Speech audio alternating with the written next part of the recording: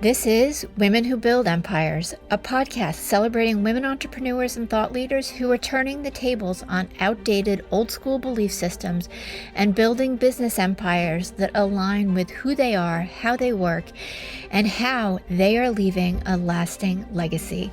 And I'm your host, Emmy Kirshner, serial entrepreneur, investor, and business consultant for ambitious women entrepreneurs who are boldly taking their business to the next level. In each episode, you're going to get to know the women who are unafraid to put it all on the line as they share the stories of how both success and failure have helped them become incredible CEOs. Hey Empresses, you probably have a couple of really good girlfriends who you have watched over the years become incredibly successful with, I'm sure, a lot of blood, sweat, and tears. Any journey is like that, and today's guest is like that for me. Felicia Shanken is a dear friend of mine, and we met 5 or 6 years ago, and I have had the opportunity to watch her and be a part of, to some extent, her growth as the CEO and founder of Philadelphia Women's Network Connection.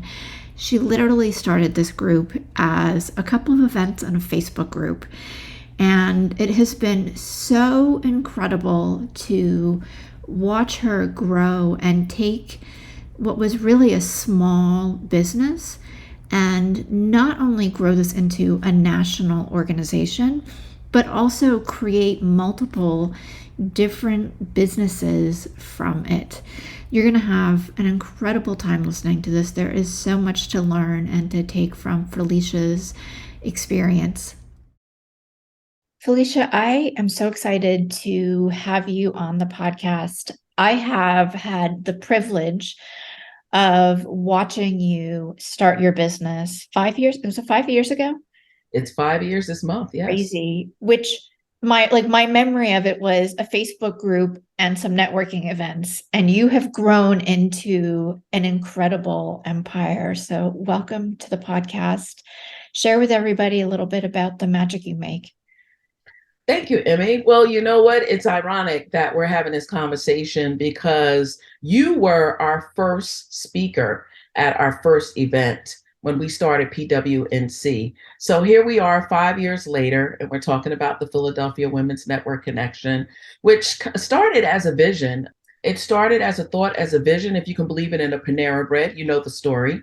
Mm-hmm. And I just wanted something where women could come together, we could network, we could have fun, be women, do fun things, but also have content that we can use in our business. So I was thinking more on the level of fashion shows, makeup day, things that women like, painting events and different things like that.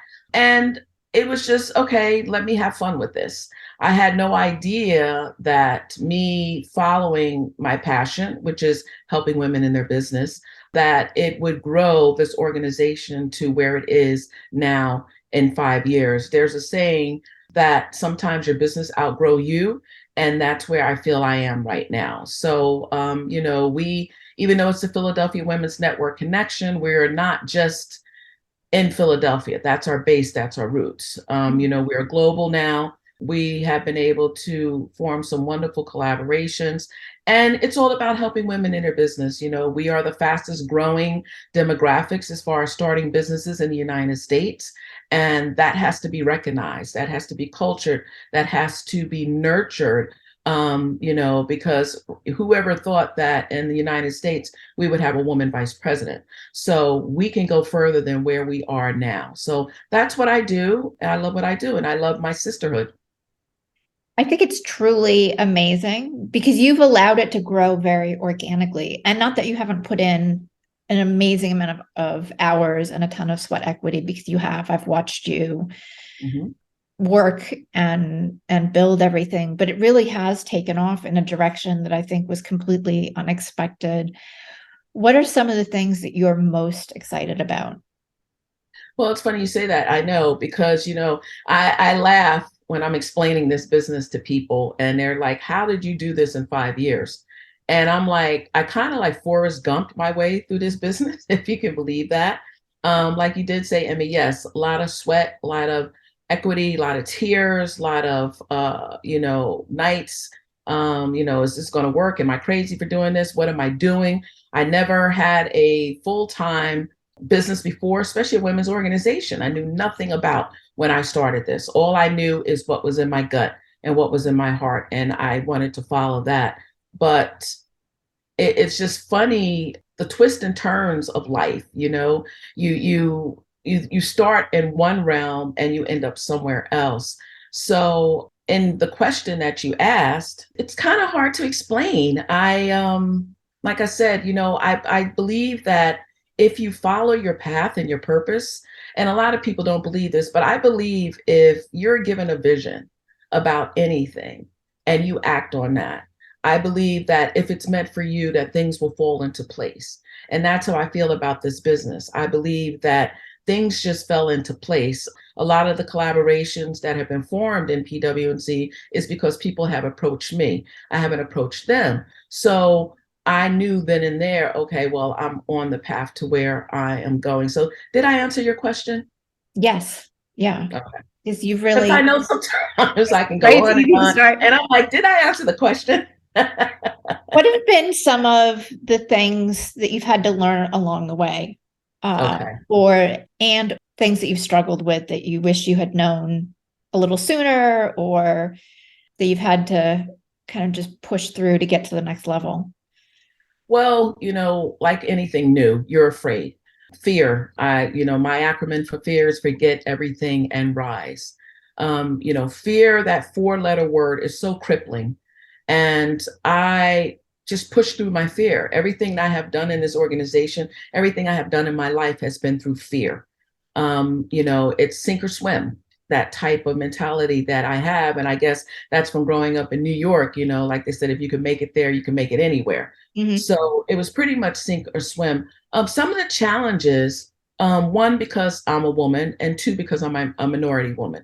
So on paper, 2019, when I started PWNC, it was right before COVID.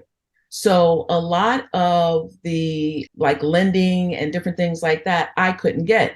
I was able to secure an SBA grant, a small grant for the business. I was able to get a small grant, but a lot of things, because I was not in business long enough, I was not able to get access to, especially when it comes to funding and different things like that for minority businesses, which you are aware of, and women businesses, because women tend to forget we are considered a minority as well. So some of the challenges was, of course, how am I going to keep PWNC alive? How am I going to keep it running? How do I continue to offer the type of services to my community that I started with? If you remember, Emmy, the first year of PWNC, we did everything for free. We had events once a month. Yeah. I would have wine at the events. We would have food at the events. My husband and I came out of our pocket for a whole year to do this. And we were happy to do it because no one knew who PWNC was, and we were building our brand. But I tend to find on your travel, in your journey, you're going to meet a lot of people. Some of them come with great expectations, and some of them not so much. And this is what you have to learn along the way. As the saying goes, you remember, you forget nothing, but you also have to give people grace. You have to meet them where they are. We're not perfect human beings. So we have to understand to give each other a little more grace. And that I had to learn. I am a perfectionist. So I expect that out of everyone that is in my tribe. Mm-hmm. And then I had to back up and look at myself and reevaluate myself. And I'm like, everybody is not like me. Everybody is not going to give 100% to a business that's not theirs. And I had to get that. And it took me a while to get that. 5 years later, I'm still kind of learning, it's like, oh, I want this done now. I want this done now. Well, my emergency does not create an emergency for you. So you have to plan a little better. So there's always going to be challenges. And if you're not being challenged, that means you're not growing.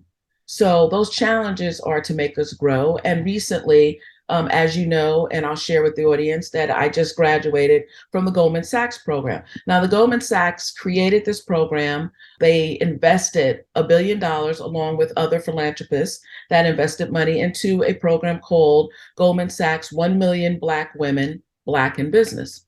What that is that Goldman Sachs had made this promise that they are going to help 1 million Black women in their businesses over a course of so many years.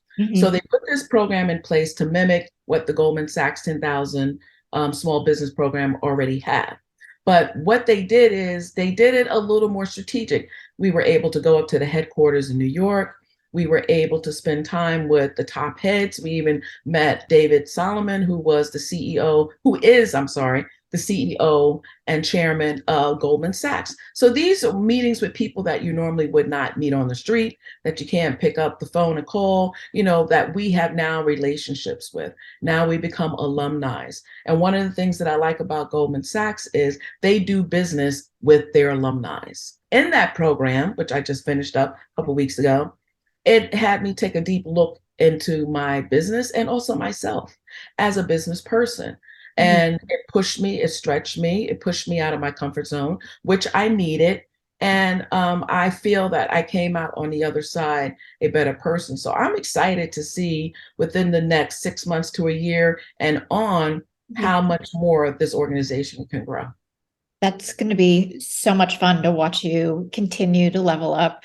I want to circle back to your perfectionism and talk about that, because I hear a lot of women business owners say that they're type A, they're perfectionists, they have high expectations.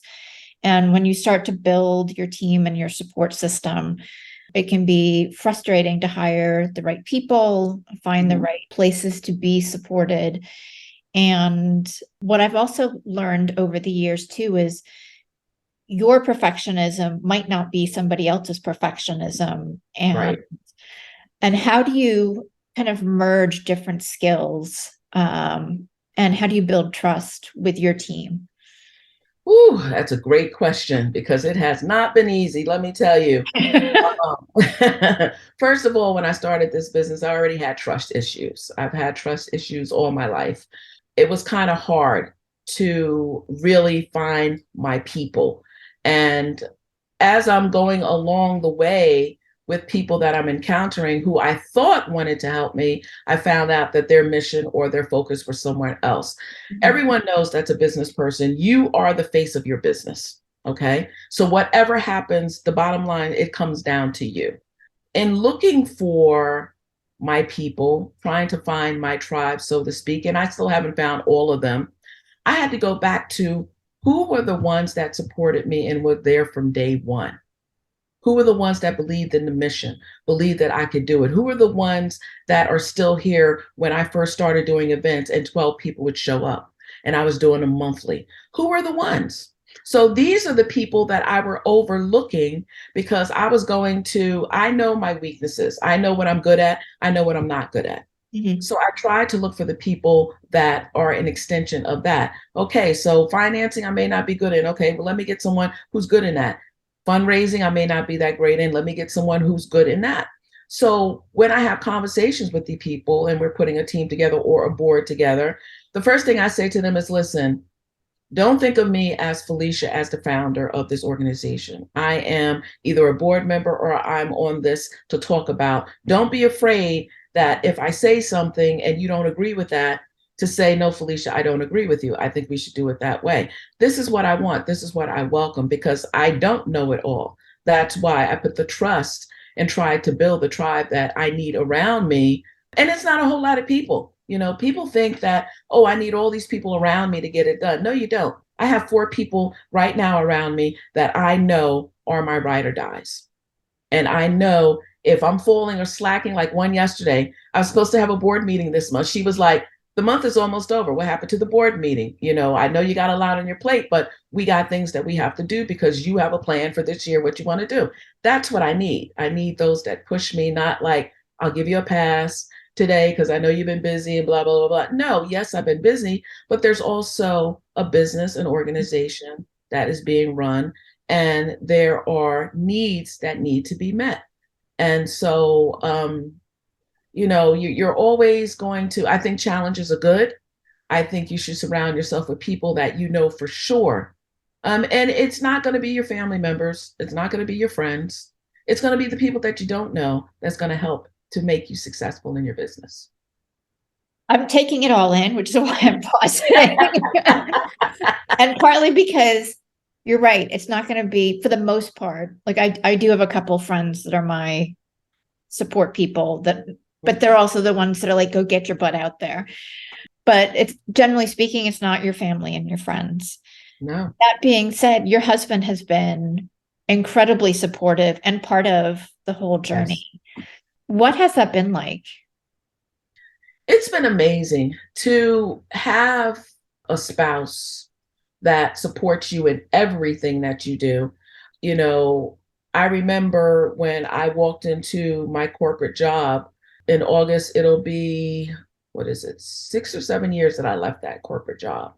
And I remember walking in on a Sunday because I worked every weekend for 9.5 years and sitting down and typing my resignation letter and pressing send and saying, okay, I can't take it back now. I told no one, Emmy. I didn't even tell my husband I was leaving my job. He knew I was unhappy. He knew I wanted to leave, but I told no one. And the reason why I told no one is because I didn't want to give anyone the opportunity to get in my head and talk me out of what I wanted to do, to talk me out the vision that I had for this organization. I didn't know where it was going to go, but I knew that I had to do something and I had to move now. Mm-hmm. And it was when I did that that all the doors opened up to allow me to be where I am now. That's why I knew I was walking in my purpose. But he has been so supportive. When I started this business, I was doing two other things. I was in the financial world as a financial advisor, and I was also doing traveling. So I was a travel agent as well. His suggestion to me was pick one. You can't do all these three businesses and give them 100% of your focus. You have to pick one and just give that one everything. And that's what I did. I picked PWNC and I just been, pushing in it. And yes, he has been to every event except for two, I think he missed, but he has been to every event. The women know him. He wants to see me win as well as those that really support us. And I make sure he's an active person in both businesses. In our foundation, he's the treasurer. In my for-profit, which is the Philadelphia Women's Network Connection, he is our community creative director. So he is involved in all aspects of the business. I wanted him to see that. I wanted him to see that his wife is doing more than sitting at a computer and doing Zooms and writing emails and going to these events. But I wanted him to peek into my world because he has no knowledge of entrepreneurship except for what he saw through his wife, what he sees. So to him, he was growing up with, you work a job until you retire and that's it. So this was a new world for him, me saying, hey, I'm going to bring you along into my world and show you what it is that we do. And he's been very patient because, as well as I do, it takes a while to build up that income in your business that you might have lost when you left your job, which I didn't have a plan. I just know I wanted to leave my job. I didn't wait until I started making the same type of money, only because I had a little bit of a cushion being married. But still in all, he's very supportive. I'm very blessed and very grateful that I do have a partner that supports me, like I said, in everything. I would think communication would be one of the keys to making the business relationship work in addition to the personal relationship. Yes. For somebody who is thinking about including their spouse in their business, are there any suggestions or tips that you have for them that you've learned over the years? Well, patience. Remember, I live with this man every day. I see him every day. Now that he works from home, I say 85% of the time, I see this man all the time. The beautiful thing is my office is on the third floor. His office is on the first floor. I'm in the front. He's in the back. So, you have to have patience. I'll tell you something funny. I fired him twice in the business. Yes, I fired him twice. And you have to learn. In me firing him, I'm telling this story in Goldman Sachs. And the instructor said to me, did you write a clear description of his job duties? And I was like, well, I told him what I want. She said, no, that's not what I asked you. She said, did you write a clear description of what his job duties was, what his expectations was, and different things like that? And I'm like, well, I told him. She says, yes, but even though that's your husband, he is still an employee. And you have to write it down what it is in black and white that you want done. You have to communicate that to him. So when they met my husband, and my husband's like, yeah, she fired me twice and whatever, he says, but I have to say, I'm the type of person that if you want something done, you have to give me a deadline and tell me I need it by so and so and so and so.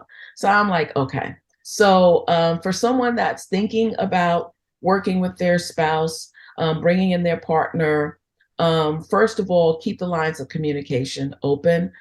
Make it clear to them what it is that you expect from them. What can they give you? I know he works full time, so I know I can't expect for him to help me in the business every day. He tries to help where he can, and it's okay. But again, it goes back to giving people grace in your life. Give them the grace and the room to remind yourself that this is my partner. He is not the enemy. She's not the enemy. I want, they want what I want. They probably want it more for you because they see what it is that you go through to try to get where you want to be. So it can be a beautiful thing to work with your partner, or it could not be a beautiful thing. So it goes back to what you said, Emmy. The biggest thing is communication. You have to communicate, and you can't be afraid to tell each other when you're wrong. And Paul has many times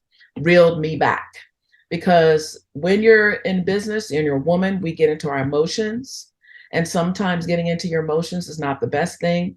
It can later down the line have severe consequences. So when you're sitting there and you're writing that angry email, or you're typing up that angry letter, or you're about to get on that phone and put somebody on blast, sometimes you just need to just settle and breathe and think and look at it from a different way. And there's a way that you can be, what's the word that I'm looking for? There is a way where you can get your point across, and you don't have to be disgruntled to do it. Mm-hmm. That's the word. Yeah. Yeah. Yeah. I always like to wait 24 hours, particularly if I'm having an emotion around a negative emotion or negative reaction to something. Right. Frequently, when I go back the next day and reread that email or think about what was said, I'm like, oh, they didn't really mean the way I took it. Right. Right. And like I said, because we are women, we do have more emotions than the men walking around. And it's so easy to cross over that line of, did I make that decision when I was emotional? And I made emotional decisions, and they never panned out right.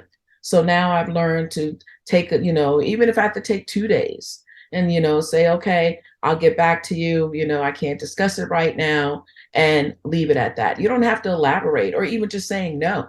I have learned to say no a lot, where in the beginning on this journey, I was saying yes to everything, but then I realized every opportunity is not the best opportunity for me. And, people will take as long as you allow them. So I had to build those boundaries. Yeah. What were some of the opportunities? Because that's one of the things I talk about pretty regularly too, is like opportunities are going to come at you, and some of them are going to be fantastic, but right. You still need to say no to probably 90% or more. Right. Like, how do you make decisions around those opportunities or people that are offering you, things? How do you decide yes or no? Okay, that's a great question. Well, I had to learn that. I had to learn that what they're offering isn't in alignment with my community. I have a diverse community of women from ages 18 up to 70. Okay. My demographics that I specifically work with is maybe 35 to like 60, 65. So I had to learn that when you look at some of these opportunities, some of them can be, you're like, wow, this is a great opportunity. One, and I'm going to bring up, was the American Cancer Society. They contacted us. They wanted us to work with them, which I had no problem doing.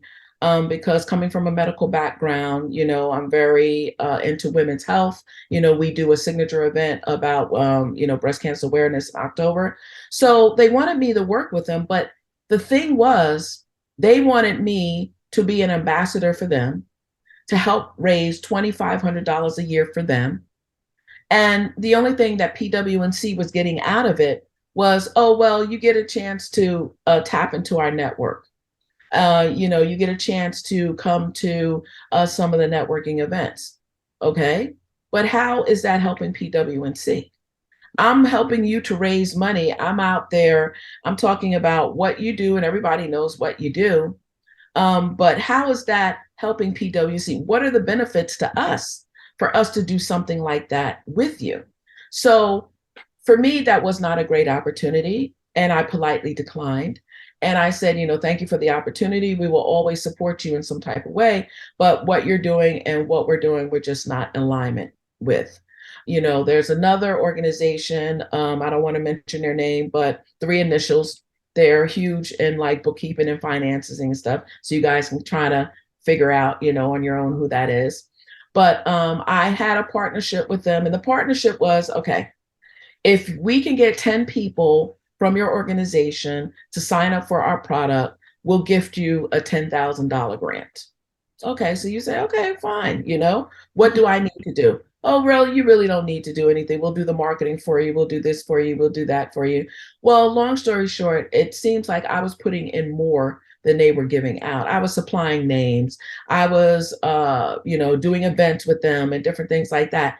And they weren't giving me anything back. So I'm like, I've supplied you with almost close to 1,000 names. And out of 1,000 names, you mean to tell me 10 people is not purchasing your services and you can create a package for them?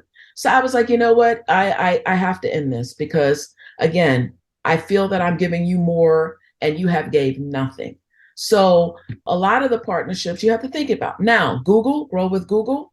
We're not getting paid by Google, but to be able to be a community partner where I'm able to train on their products or to offer scholarships through them, just saying Google and PWNC in the same breath is good enough for me. So that my own agenda. Okay. So even though we're offering their services and their products and stuff, still people know that our organization is one of the organizations that can do this. So recently, I've just been a lot more strategic in the opportunities that come our way, and how to work with them. And again, it goes back to how is this going to benefit me? And it doesn't always have to be monetary, Right. But if I'm going to wash your hand, you have to wash my hand. So the days of doing things for free, especially with these big corporations, is over. So again, I hope I answered your question, but that is, that's how I make my decisions. Yeah. Well, for me, it's what you said about being in alignment, I think is really important, right? Not only does there have to be mutual benefits for both parties, because you really should be working together. Yes. But it has to be in alignment with your core values, your mission, the people that you're working with. And it sounds like you've gotten really good at doing that over time. Yes. Well, I tell you, like you said, you have watched this organization grow over these 5 years. I couldn't have done that without the collaborations that I formed, the partnerships that I've formed, the relationships that I've formed, that I've cultivated, that I've nurtured, that I made sure that I stayed in alignment with. Because again, like they say, your net worth is your net worth. So that is so true. You have to be careful when you're out here, especially when you're building a business, who you get involved with, what organizations you get involved with, making sure that they are in a line. Everyone knows, I tell them, I have a women's organization. I help women in their business grow their business. How can you help me do that?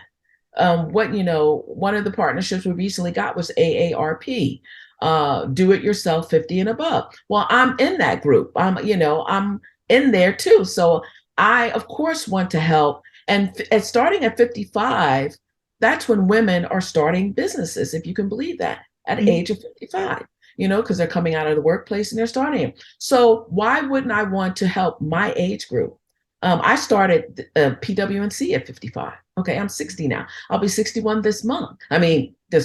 This year. So why wouldn't I want to help my generation to let them know, yes, you can do it. Just because you don't know the know-how today doesn't mean that you won't know how tomorrow. What you're doing as a hobby that you love, that people saying, hey, you should get paid for, maybe you might want to consider doing that as a business, even if you started part-time. So, that's where it starts. That's where it starts. Well, let me wish you a happy birthday. Thank you, even though it's in July, but thank you. There's so many dates because in August, I have my anniversary of leaving the corporate world. This month, the 5-year anniversary. In October, it'll be a 5-year anniversary for my nonprofit. So there's a lot of dates that's going on, but yeah. So, I'm excited. I think this is a great time for women over 50, 55, 60, moving on. I think this is an awesome time because I think this is a time in our life where we really zone in what it is that we want, whether it's relationship, whether it's business, whether it's even some friendships. You go back and you reevaluate, especially with friendships.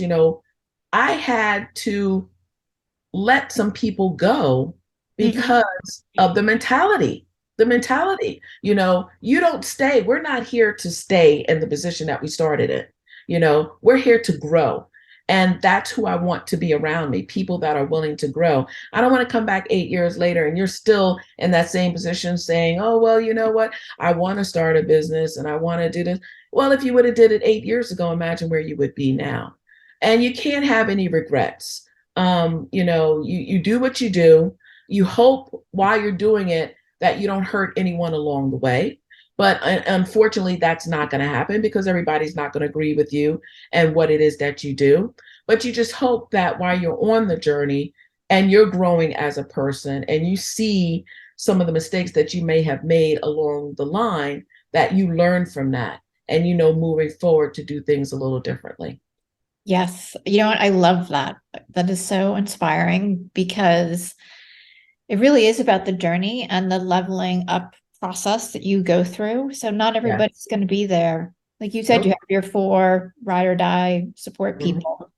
Mm-hmm. And you've obviously been through some stuff together. So that's how you know that they're going to stay or they're meant to stay. And yeah, if people aren't on the same playing field as you, then a lot of times it's better to just let them kind of ease out of your life. Mm-hmm. And you don't wish harm. You wish them well. Of course. You never want to give anyone the opportunity to come back and say, well, Emmy said this or Felicia said that. You don't want to ever have that opportunity for people to come back. You don't want to be that person. You don't want to be that person because I always believe what goes around comes around. People show who they are every day, whether you see who they are or not, but people show who they are every day. So you don't need to be that type of person because eventually they will show who they are. And then it will be that, okay, that aha moment. Now I kind of understand. So, I let the universe, as they say, I won't say karma because karma is so bad, but I just let the universe take care of the rest, but you wish them well, you send them love and light. And you just go on about your business. And I tend to find that in doing that, through these 5 years of running this business and just meeting people and different personalities and different things, that's what you have to do. You have to do in order to move on. And I think that's probably one of the reasons why I have been so successful in building this business, because people know that I'm very determined and what I say I'm going to do, I'm going to do it. Time is not on my side.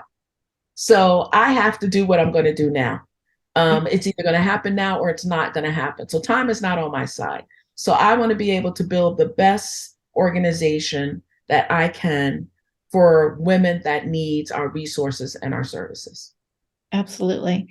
So I'm curious, coming out of Goldman Sachs, because you just graduated a few weeks ago, What's next for you?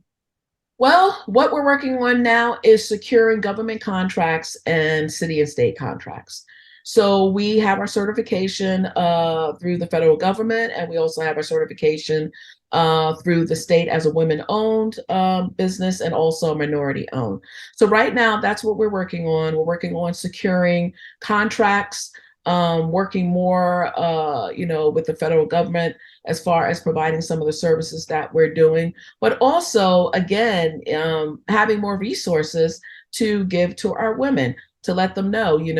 One of the conversations I had yesterday with one of the young ladies that I'm coaching is I'm thinking about doing a webinar for certification. Even though it's out there, but a lot of women don't know the power that they have in being a certified business, giving them the opportunities. And to be honest with you, I don't want to be running after clients for business. I know the government buys everything. One or two government contracts can set you up for a couple of years if you do it right. So I don't want to ever be in a place where, I have to keep running after clients. If I don't eat, I can't pay bills or anything like that. I want to be able to give grants to women in my organization. I want to be able to, be sponsorship, do sponsorships and different things like that. So I believe in doing community work. I love it. I love giving back to the community. I think it's very important, especially to our young women. It's important that they see, especially women that look like me, that may not look like them, whatever nationality they are, someone building something from the ground up. I think it's important for them to see that, to know that the possibilities are endless if you put your mindset, you get the right people behind you to help you and push you, that anything is possible. Thank you. You're welcome. I'm so excited for you. Like, I can hardly wait to see, as I said, the next iteration and just what you continue to build. Share with everybody where people can find you, get more information about, Absolutely. about everything.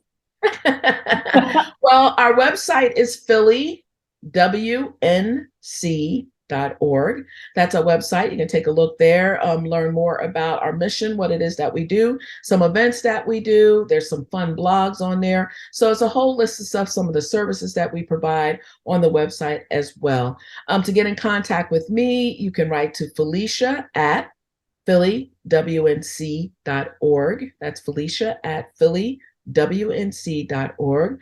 We are on YouTube as Philadelphia Women's Network Connection. Please follow us. We're building up our YouTube channel. We're on Instagram as at PhillyWNC. We're on Facebook. I'm Felicia Shanken on Facebook, but we also have a Facebook group that's free, the Philadelphia Women's Network Connection.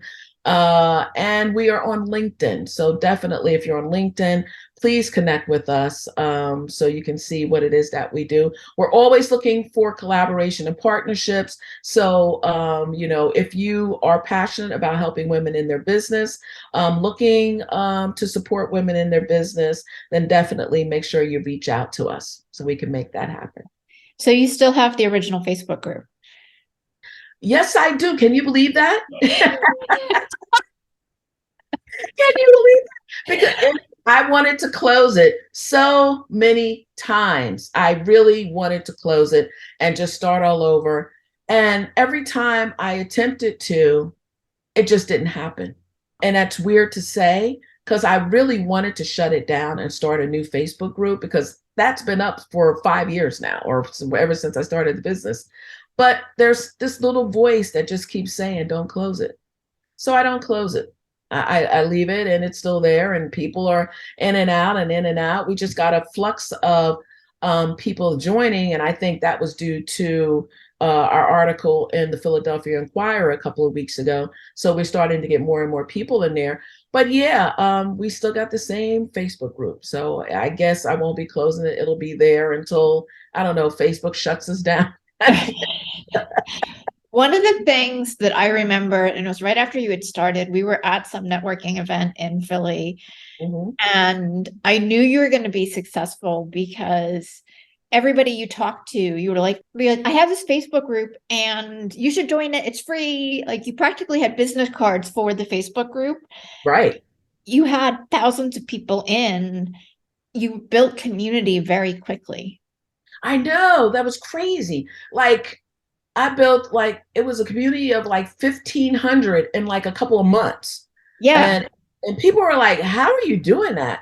And I'm like, "I'm just telling people that I have a Facebook group." And one of the things that I did in the group to help more engagement is I created a chat within the group. So now the women can go in there, they can post up their flyers and their events and everything, because posting in the free group is for paid members.